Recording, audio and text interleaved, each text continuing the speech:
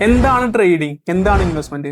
ഈ ഒരു ചോദ്യം ചോദിച്ചുകൊണ്ട് എൻ്റെ DM-ലേക്ക് ഒരുപാട് എൻക്വയറീസ് വന്ന സമയത്താണ് ഞാൻ സ്റ്റോക്ക് മാർക്കറ്റിന്റെ ഫ്രീ ട്രേഡിംഗ് ക്ലാസ്സുകൾ എല്ലാവർക്കും പ്രൊവൈഡ് ചെയ്തിട്ടുണ്ടായിരുന്നത്. അന്ന് നമ്മൾ ഓൺലൈനിൽ ലൈവായിട്ടായിരുന്നു ക്ലാസ്സുകൾ എടുത്തിട്ടുണ്ടായിരുന്നത്. പിന്നീട് സമയത്തിന്റെ ലഭ്യത കുറവ് മൂലം എനിക്കത് കണ്ടിന്യൂ ചെയ്യാൻ സാധിച്ചിട്ടുണ്ടായിരുന്നില്ല. അതിനുശേഷവും എനിക്ക് ഒരുപാട് എൻക്വയറീസ് വന്നിട്ടുണ്ടായിരുന്നു. എനിക്ക് അവർക്കൊന്നും ക്ലാസ് എടുക്കാൻ സാധിച്ചിട്ടുണ്ടായിരുന്നില്ല. അപ്പോൾ അവർക്ക് വേണ്ടി നമ്മളൊരു ക്ലാസ് വീണ്ടും ആരംഭിക്കാൻ പോകുന്നത്, അതായത് സ്റ്റോക്ക് മാർക്കറ്റിന്റെ ബേസിക്സ് മുതൽ സ്റ്റോക്ക് മാർക്കറ്റിനെ പറ്റി കംപ്ലീറ്റ്ലി പഠിപ്പിക്കുന്ന ഒരു വീഡിയോ സീരീസ് നമ്മൾ വീണ്ടും സ്റ്റാർട്ട് ചെയ്യാൻ പോവാണ്. ഈ ഒരു ക്ലാസ്സുകൾ കണ്ടു കഴിഞ്ഞാൽ ഏതൊരു സാധാരണക്കാരനും സ്റ്റോക്ക് മാർക്കറ്റ് എന്താണ്, എങ്ങനെ സ്റ്റോക്ക് മാർക്കറ്റിലേക്ക് ഇൻവെസ്റ്റ്മെന്റ് ചെയ്യാം, എന്താണ് ട്രേഡിങ്, എന്താണ് ഇൻവെസ്റ്റ്മെന്റ് എന്നുള്ള എല്ലാ കാര്യങ്ങളും മനസ്സിലാക്കാൻ സാധിക്കുന്നതായിരിക്കും. അപ്പം നമ്മൾ step by step A to Z ഒരു ഫോർമാറ്റിൽ ക്ലാസ്സുകൾ പ്രിപ്പയർ ചെയ്തിട്ടുണ്ട്. അപ്പം നമ്മൾ ആ ഒരു സിലബസ് കൂടെ നിങ്ങൾക്ക് വേണ്ടി പ്രൊവൈഡ് ചെയ്യാൻ പോവാണ്. അപ്പം നിങ്ങൾക്ക് താല്പര്യം ഉണ്ടെങ്കിൽ നമ്മുടെ കൂടെ കൂടിക്കോളൂ, നമുക്ക് സ്റ്റെപ്പ് ബൈ സ്റ്റെപ്പ് പഠിച്ച് മുന്നേറാവുന്നതാണ്. ട്രേഡിങ്ങും ഇൻവെസ്റ്റ്മെന്റും അവിടെ നിൽക്കട്ടെ, പക്ഷെ അതിന് മുൻപേ നമുക്ക് കുറച്ച് കാര്യങ്ങൾ പഠിക്കാനുണ്ട്. നമ്മൾ എവിടെ ട്രേഡ് ചെയ്യും, നമ്മൾ എവിടെ ഇൻവെസ്റ്റ്മെന്റ് ചെയ്യും?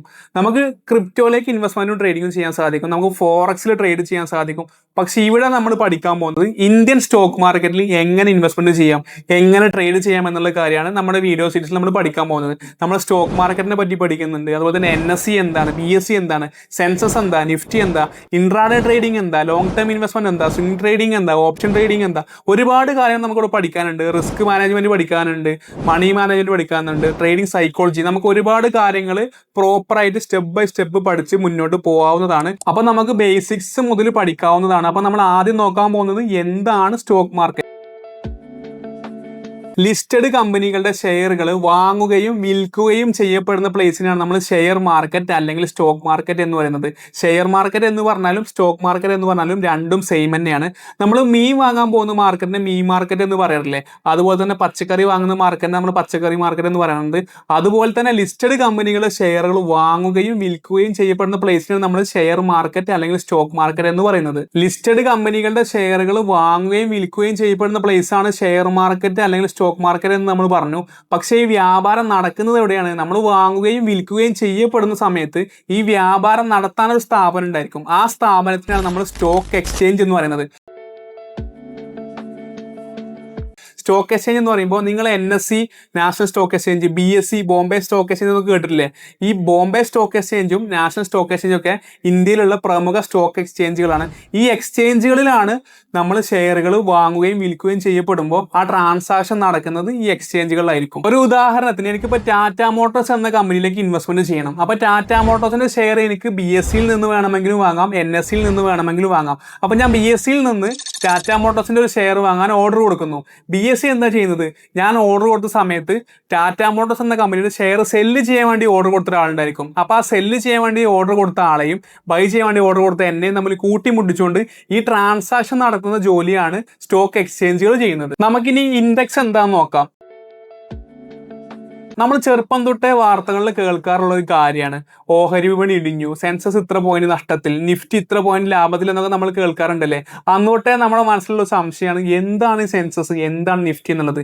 നിഫ്റ്റി എന്ന് പറഞ്ഞാലും സെൻസെക്സ് എന്ന് പറഞ്ഞാലും ഇത് രണ്ടും ഇൻഡെക്സുകളാണ്. അപ്പൊ ഈ ഇൻഡെക്സുകൾ എന്താണെന്ന് നമുക്ക് നോക്കാം. സെൻസെക്സ് എന്ന് പറഞ്ഞു കഴിഞ്ഞാൽ ബോംബെ സ്റ്റോക്ക് എക്സ്ചേഞ്ചിന്റെ ഇൻഡെക്സ് ആണ്. അതുപോലെ തന്നെ നാഷണൽ സ്റ്റോക്ക് എക്സ്ചേഞ്ചിന്റെ ഇൻഡെക്സ് ആണ് നിഫ്റ്റി എന്ന് പറയുന്നത്. ഈ നിഫ്റ്റി എന്ന് പറയുന്നതും അതുപോലെ തന്നെ സെൻസസ് എന്ന് പറയുന്നതും ജസ്റ്റ് മാർക്കറ്റിന്റെ ഡയറക്ഷൻ അറിയാൻ വേണ്ടി മാത്രം യൂസ് ചെയ്യുന്ന ഒരു ഇൻഡിക്കേറ്റർ ആണ്. ഒരു ഉദാഹരണം പറയുകയാണെങ്കിൽ നിഫ്റ്റി എന്ന് പറഞ്ഞു കഴിഞ്ഞാൽ നാഷണൽ സ്റ്റോക്ക് എക്സ്ചേഞ്ചിന്റെ ഇൻഡെക്സ് ആണെന്ന് ഞാൻ പറഞ്ഞല്ലോ. നാഷണൽ സ്റ്റോക്ക് എക്സ്ചേഞ്ചിലെ ടോപ്പ് 50 കമ്പനികളുടെ വാല്യൂ വെച്ചിട്ടാണ് നിഫ്റ്റി കാൽക്കുലേറ്റ് ചെയ്യുന്നത്. നമ്മൾ ഒരിക്കലും ഈ ഒരു കാൽക്കുലേഷൻ അറിഞ്ഞിരിക്കേണ്ട ആവശ്യമില്ല. ജസ്റ്റ് നാഷണൽ സ്റ്റോക്ക് എക്സ്ചേഞ്ച് നഷ്ടത്തിലാണോ ലാഭത്തിലാണോ വ്യാപാരം നടത്തുന്നത് എന്ന് അറിയാൻ വേണ്ടി യൂസ് ചെയ്യുന്ന ഒരു സൂചിക മാത്രമാണ് നിഫ്റ്റി എന്ന് പറയുന്നത്. അതുപോലെ തന്നെ ബോംബെ സ്റ്റോക്ക് എക്സ്ചേഞ്ച് ലാഭത്തിലാണോ നഷ്ടത്തിലാണോ വ്യാപാരം നടത്തുന്നത് എന്ന് അറിയാൻ വേണ്ടി യൂസ് ചെയ്യുന്ന സൂചികയാണ് സെൻസെക്സ് എന്ന് പറയുന്നത്. BSE എന്ന് പറയുന്നത് ഏഷ്യയിലെ തന്നെ ആദ്യത്തെ സ്റ്റോക്ക് എക്സ്ചേഞ്ച് ആണ്. 1875 BSE നിലയിൽ വന്നിട്ടുള്ളത്. അതുകൊണ്ട് തന്നെ നമുക്ക് 5000-ന് മുകളിൽ കമ്പനികളുടെ ഷെയർ BSEയിൽ അവൈലബിൾ ആണ്. NSE എന്ന് പറയുന്നത് 1994 നിലയിൽ വന്നിട്ടുള്ളത്.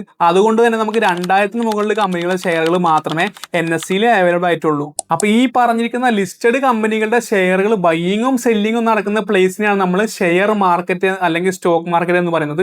അപ്പോൾ ഈ ബൈയിങ്ങും സെല്ലിങ്ങും നടക്കുന്ന സ്ഥാപനത്തിനെയാണ് നമ്മൾ സ്റ്റോക്ക് എക്സ്ചേഞ്ച് എന്നും പറയുന്നത്. നമുക്കൊരു കമ്പനിയുടെ ഷെയർ വാങ്ങണമെന്നുണ്ടെങ്കിൽ ഒരിക്കലും നമ്മൾ ഡയറക്റ്റ് സ്റ്റോക്ക് എക്സ്ചേഞ്ചിൽ പോയി ചോദിച്ചാൽ നമുക്ക് ഷെയർ ലഭിക്കില്ല. നമുക്ക് അതിനൊരു ഇടനിലക്കാരൻ്റെ ആവശ്യമുണ്ട്. ആ ഇടനിലക്കാരനാണ് നമ്മൾ സ്റ്റോക്ക് ബ്രോക്കർ എന്ന് വിളിക്കുന്നത്. സ്റ്റോക്ക് ബ്രോക്കേഴ്സ് എന്ന് നിങ്ങൾ കേട്ടിട്ടുണ്ടായിരിക്കുമല്ലോ. ആ സ്റ്റോക്ക് ബ്രോക്കേഴ്സ് ഉണ്ടെങ്കിൽ മാത്രമേ നമുക്ക് സ്റ്റോക്ക് എക്സ്ചേഞ്ചിൽ നിന്ന് ഷെയർ വാങ്ങാനും വിൽക്കാനും സാധിക്കുള്ളൂ. ഒരു സ്റ്റോക്ക് ബ്രോക്കർ ഉണ്ട് എന്ന് കരുതി നമുക്ക് ഒരിക്കലും ഷെയറുകൾ വാങ്ങാനും വിൽക്കാനും സാധിക്കില്ല. സ്റ്റോക്ക് ബ്രോക്കർ ഉണ്ടെങ്കിൽ പോലും നമുക്ക് ആ ഒരു സ്റ്റോക്ക് ബ്രോക്കറിന്റെ അണ്ടറിൽ ഒരു demat and trading account open ചെയ്തുകൊണ്ട് ആ ഒരു അക്കൗണ്ട് വഴി മാത്രമേ നമുക്ക് സ്റ്റോക്ക് എക്സ്ചേഞ്ചുകളിലുള്ള ഷെയറുകൾ വാങ്ങാനും വിൽക്കാനും സാധിക്കുള്ളൂ. അപ്പോൾ നമ്മളൊരു ബ്രോക്കറിന്റെ അണ്ടറിൽ demat and trading account open ചെയ്യുന്നു. അതിനുശേഷം നമ്മൾ ഏതെങ്കിലും സ്റ്റോക്കിന് വാങ്ങാൻ വേണ്ടി ഓർഡർ കൊടുക്കുന്നു. ആ ഓർഡർ നേരെ സ്റ്റോക്ക് എക്സ്ചേഞ്ചിലേക്ക് പോകുന്നു. സ്റ്റോക്ക് എക്സ്ചേഞ്ച് എന്താ ചെയ്യുന്നത്? ഇതേ ഷെയർ അതേ സമയത്ത് സെല്ല് ചെയ്യാൻ വേണ്ടി ആരെങ്കിലും ഓർഡർ ഇട്ടിട്ടുണ്ടെങ്കിൽ ആ സെല്ല് ചെയ്യാൻ വേണ്ടി ഓർഡർ ഇട്ട ആളെയും വാങ്ങാൻ വേണ്ടി ഓർഡർ ഇട്ട ആളെയും തമ്മിൽ കൂട്ടിമുട്ടിച്ചുകൊണ്ട് ആ ഒരു ട്രാൻസാക്ഷൻ നടത്തുന്നു. ഇതാണ് സ്റ്റോക്ക് മാർക്കറ്റിൽ സംഭവിക്കുന്നത്. മാർക്കറ്റ് ടൈം എന്ന് പറയുന്നത് തിങ്കൾ മുതൽ വെള്ളി വരെ രാവിലെ 9 മണിക്ക് മാർക്കറ്റ് ഓപ്പൺ ആവുകയാണെങ്കിൽ വൈകുന്നേരം 3:30 മാർക്കറ്റ് ക്ലോസ് ആവുന്നതായിരിക്കും. തിങ്കൾ മുതൽ വെള്ളി വരെ നമുക്ക് മാർക്കറ്റ് അവൈലബിൾ ആണ്. ഇൻ കേസ് ഈ ദിവസങ്ങളിൽ ഏതെങ്കിലും നാഷണൽ ഹോളിഡേ വന്നു കഴിഞ്ഞാൽ അന്ന് മാർക്കറ്റ് അവധിയായിരിക്കും. അപ്പോൾ ഒരു ഉദാഹരണം പറയുകയാണെന്നുണ്ടെങ്കിൽ ഇപ്പോൾ ഞാൻ ഒരു ഡിമാറ്റ് അക്കൗണ്ട് ഓപ്പൺ ആക്കി. ഡിമാറ്റ് അക്കൗണ്ട് ഓപ്പൺ ആക്കിയതിന് ശേഷം എനിക്ക് ഏതെങ്കിലും കമ്പനിയുടെ ഷെയർ വാങ്ങണമെന്ന് വിചാരിക്കാം. ഞാൻ എൻ്റെ ഫോൺ എടുത്തിട്ട് എന്ത് ചെയ്യുന്നത്? ഡിമാറ്റ് അക്കൗണ്ട് ഓപ്പൺ ആക്കിയിട്ട് ഈ ഒരു ആപ്ലിക്കേഷൻ ഞാൻ എന്ത് ചെയ്യുന്നു? ഏതെങ്കിലും കമ്പനിയുടെ ഷെയർ വാങ്ങാൻ ഓർഡർ കൊടുക്കുന്നു. ഉദാഹരണം പറയുകയാണെങ്കിൽ ടാറ്റ മോട്ടോഴ്സ് തന്നെ എടുക്കാം. ടാറ്റ മോട്ടോഴ്സ് ഞാനൊരു ഷെയർ വാങ്ങുന്നു. ഞാൻ വാങ്ങുന്ന സമയത്ത് ടാറ്റ മോട്ടോഴ്സിൻ്റെ ഷെയറിൻ്റെ റേറ്റ് 800 രൂപയെന്ന് വിചാരിക്കാം. ഈ 800 രൂപക്ക് വാങ്ങിയ ഷെയർ എനിക്ക് എത്ര കാലം വേണമെങ്കിലും എൻ്റെ ഡിമാറ്റ് അക്കൗണ്ടിൽ ഹോൾഡ് ചെയ്ത് വെക്കാൻ സാധിക്കും. ഞാൻ ഈ ഷെയർ വാങ്ങിയതിന് ശേഷം മാർക്കറ്റിൽ ആ ഷെയറിൻ്റെ വില കൂടുകയും ചെയ്യും കുറയുകയും ചെയ്യും. ഈ ഷെയറിൻ്റെ വില കൂടുകയും കുറയുകയും ചെയ്യുമ്പോൾ എൻ്റെ അക്കൗണ്ടിൽ എനിക്ക് കാണാൻ സാധിക്കും ഞാൻ ടാറ്റ മോട്ടോഴ്സിൻ്റെ ഷെയർ വാങ്ങിയിട്ടുണ്ട്. ഞാൻ വാങ്ങിയ റേറ്റ് 800 ആണ്. ഇപ്പോൾ അതിൻ്റെ വാല്യൂ 910 വിചാരിക്കാം. 910 ആണെങ്കിൽ എൻ്റെ ലാഭം എത്രയാണ്? 110 രൂപ. പക്ഷേ 110 രൂപ ലാഭം എന്ന് പറയുന്നത് എനിക്ക് ലഭിക്കണമെന്നുണ്ടെങ്കിൽ ഞാനെന്ത് ചെയ്യണം? 910ലേക്ക് ഷെയർ വരുന്ന സമയത്ത് ഞാനത് വിറ്റ് കഴിഞ്ഞാൽ ആ 110 രൂപ എനിക്ക് ലാഭമായിട്ട് ലഭിക്കുന്നതായിരിക്കും. അതുപോലെ തന്നെ ഷെയറിൻ്റെ വില കൂടുകയും ചെയ്യുക കുറയുകയും ചെയ്യാമെന്ന് ഞാൻ പറഞ്ഞല്ലോ. നമ്മൾ 800 വാങ്ങിയ ഷെയറിൻ്റെ വാല്യൂ മാർക്കറ്റിൽ കുറഞ്ഞിട്ട് 700 ആയി എന്ന് വിചാരിക്കാം. അപ്പോൾ ഞാൻ എൻ്റെ ഫോൺ എടുക്കുമ്പോൾ എനിക്ക് കാണാൻ സാധിക്കുന്നത് എന്തൊക്കെയാണ്? ഞാൻ ടാറ്റ മോട്ടോഴ്സിൻ്റെ ഷെയർ വാങ്ങിയിട്ടുണ്ട്. 800 രൂപയ്ക്ക് ഞാൻ വാങ്ങിയിട്ടുള്ളത്. ഇപ്പോൾ അതിൻ്റെ കറൻറ്റ് മാർക്കറ്റ് വാല്യൂ 700 രൂപയാണ്. എൻ്റെ അക്കൗണ്ടിൽ എനിക്ക് 100 രൂപ നഷ്ടത്തിലാണ് ഇത് ഓടിക്കൊണ്ടിരിക്കുന്നത് എന്ന് കാണാൻ സാധിക്കും.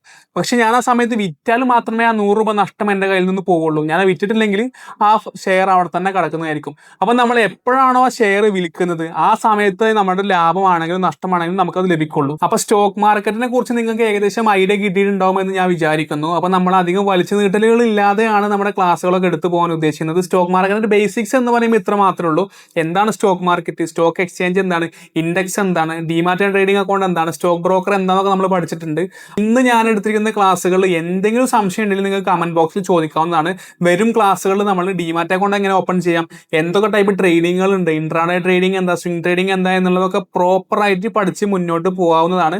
അപ്പോൾ നിങ്ങൾക്ക് ക്ലാസ് കണ്ടതിന് ശേഷം ഇഷ്ടപ്പെട്ടിട്ടുണ്ടെങ്കിൽ നിങ്ങളുടെ സുഹൃത്തുക്കൾക്കൊക്കെ ഷെയർ ചെയ്യാവുന്നതാണ്. നിങ്ങൾക്ക് ഈ ചാനൽ സബ്സ്ക്രൈബ് ചെയ്ത് കഴിഞ്ഞാൽ നമ്മുടെ വരുന്ന ക്ലാസ്സുകളുടെ അപ്ഡേറ്റ് ഉടൻ തന്നെ ലഭിക്കുന്നതായിരിക്കും.